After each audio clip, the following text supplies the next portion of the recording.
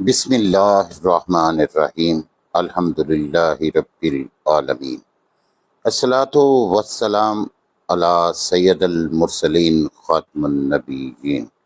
دیکھتی آنکھوں اور سنتے کانوں کو محمود مان کا آداب۔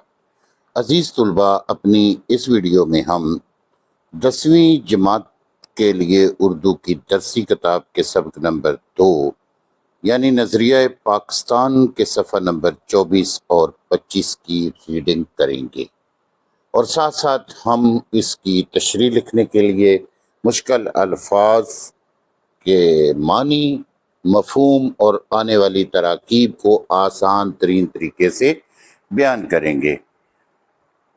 عزیز طلباء، بغیر سکپ کیے آخر تک ویڈیو دیکھیں، انشاءاللہ العزیز آپ کا بہت فائدہ ہوگا۔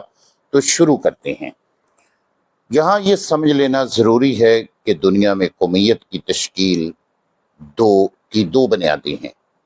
ایک وہ جو مغربی مفکرین نے قائم کی ہے، دوسری وہ جو رسول مقبول صلی اللہ علیہ وآلہ وسلم کی قائم کی ہوئی ہے۔ اہل مغرب نے خاندانی، نسلی اور قبائلی بنیادوں میں ذرا وسعت پیدا کر کے ان کو ذرا تھوڑا کشادہ کر کے قومیت کی بنیادیں جغرافیائی حدود پر استوار کی، مضبوط کی، قائم کی، اور کہا کہ قوم وطن سے بنتی ہے، یعنی کہ جغرافیہ جو ہے اس کی حد بندی کی بنیاد پر اگر لوگ ہندوستان میں رہتے ہیں تو سارے کے سارے ہندوستانی ہیں، اور اگر پاکستان میں رہتے ہیں تو سارے کے سارے پاکستانی ہیں۔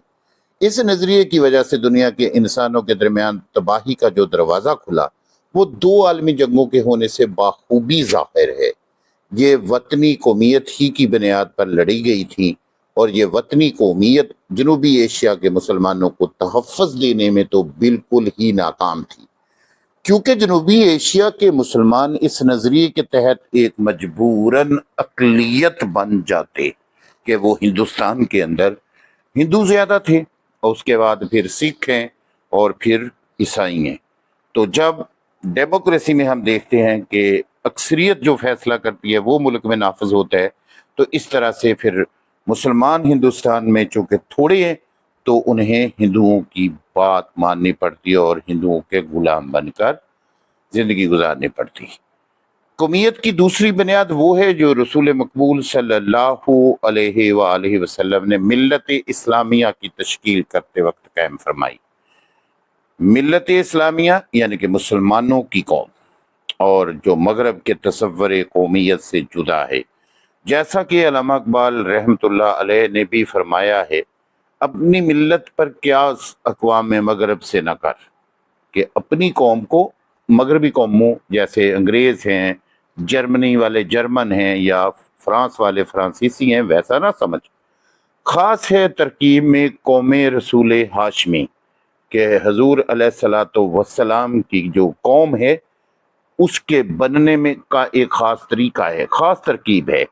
ان کی جمعیت کا ہے ملک و نسب پر انحصار، کہ مغربی اقوام جو ہیں ان کا اکٹ ہے جغرافیائی خطے کی وجہ سے یا قبیلے کی وجہ سے، نسب کی بنیاد پر اپنے باپ کی نسبت سے۔ قوت مذہب سے مستحکم ہے جمعیت تیری، کہ مسلمانوں کی جو مذہب کی قوت ہے وہ مضبوط ہوتی ہے کلمے کی بنیاد پر، کہ لا الہ الا اللہ محمد الرسول اللہ پڑھنے والے تمام لوگ ایک قوم ہیں، چاہے وہ لیبیا کے رہنے والے ہیں، چاہے وہ عراق کے رہنے والے ہیں یا فلسطین کے رہنے والے ہیں، وہ سب کے سب ایک قوم ہیں۔ عزیز طلباء، مسلمانوں کی قومیت ایک نظریاتی قومیت ہے جو لا الہ الا اللہ پر قائم ہے، یعنی یہ کہ نسل، رنگ اور وطن کی بنیاد پر نہیں، بلکہ ایک نظریے، ایک عقیدے، ایک کلمے کی بنیاد پر وجود میں آئی ہے، اور اس نظریاتی پہلو کو نمایاں کرنے کے لیے اسے ملت کہا گیا ہے، قوم نہیں کہا گیا۔ کیا کہا گیا ہے؟ ملت کہا گیا ہے۔ ایسی نظریاتی قومیت میں ہر نسل، ہر رنگ اور ہر جغرافیائی خطے کے لوگوں کے لیے جگہ ہوتی ہے، اور حقیقت یہ ہے کہ جنوبی ایشیا کے مسلمانوں کو، جن میں ہر نسل، ہر رنگ اور مختلف جغرافیائی خطوں کے لوگ شامل تھے، ایک ایسی قوم کے ماتحت اقلیت بن کر رہنا منظور نہ تھا جو اسلامی قومیت کے برعکس ذات پات، چھوت چھات اور بت پرستی کے بندنوں میں جکڑی ہوئی تھی، بندنوں میں، مجبوریوں میں، رشتوں میں۔ چنانچہ انہوں نے اپنی جداگانہ علیحدہ قومیت یعنی اسلامی قومیت کی بنیاد پر اپنے لیے ایک جدا وطن کا مطالبہ کیا، الگ وطن کا مطالبہ کیا، جس میں وہ اپنے عقیدے یعنی اپنے مذہب، اپنے نظریہ زندگی گزارنے کے طور طریقے، اپنی طرز معاشرت، اپنے لین دین کے طریقے کے مطابق زندگی بسر کر سکیں، اور ایک مسلمان کی حیثیت سے دور جدید کے چیلنج کا مقابلہ کر کے، یعنی کہ آنے والے نئے دور کے جو چیلنجز ہیں ان کا مقابلہ کر کے اپنے مستقبل کو سنوار سکیں، ٹھیک کر سکیں۔ ہمیں اس بات کو بھی اچھی طرح ذہن نشین کر لینا چاہیے کہ نظریہ پاکستان میں اسلامی زندگی اور قدروں کا تصور بنیادی حیثیت رکھتا ہے۔ اخوت، مساوات، عدل، دیانت، خدا ترسی، انسانی ہمدردی اور عظمت کردار کے بغیر نظریہ پاکستان کو فروغ نہیں ہو سکتا، ترقی نہیں ہو سکتی، پھیل نہیں سکتا۔ نظریہ پاکستان کا مقصد محض ایک حکومت قائم کرنا نہیں تھا، محض کہ صرف کیونکہ مسلمانوں کی حکومتیں ایشیا اور افریقہ میں پہلے سے موجود تھی۔ نظریہ پاکستان کا مقصد اسلامی اصولوں کی ترویج و اشاعت اور اہل عالم کے لیے مثالی مملکت کا نمونہ فراہم کرنا ہے کہ جس طرح کی ریاست مدینہ تھی، ویسی ہی ریاست پاکستان کو بننا تھا۔ پاکستان قائم کرنے کا فیصلہ ہندوؤں کو بہت ناگوار گزرا، برا لگا۔ انہوں نے پوری کوشش کی، یہ مملکت قائم نہ ہونے پائے۔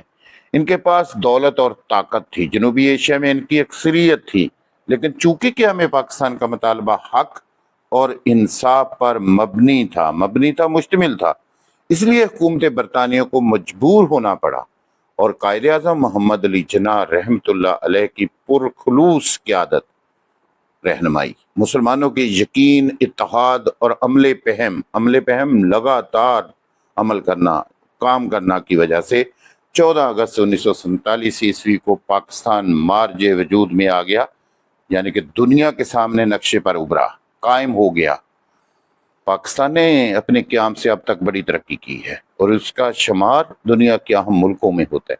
اگر ہم یہ چاہتے ہیں کہ پاکستان اور زیادہ ترقی کرے اور ہمیشہ ترقی کرے، تو ہمیں نظریہ پاکستان کو ہر وقت پیش نظر رکھنا پڑے گا۔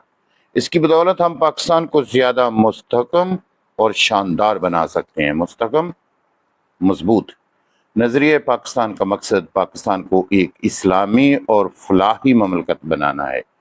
ہمیں ایسا کوئی قدم نہیں اٹھانا چاہیے جس کی وجہ سے خدا اور اس کے رسول صلی اللہ علیہ وآلہ وسلم کے سامنے شرمندہ ہونا پڑے۔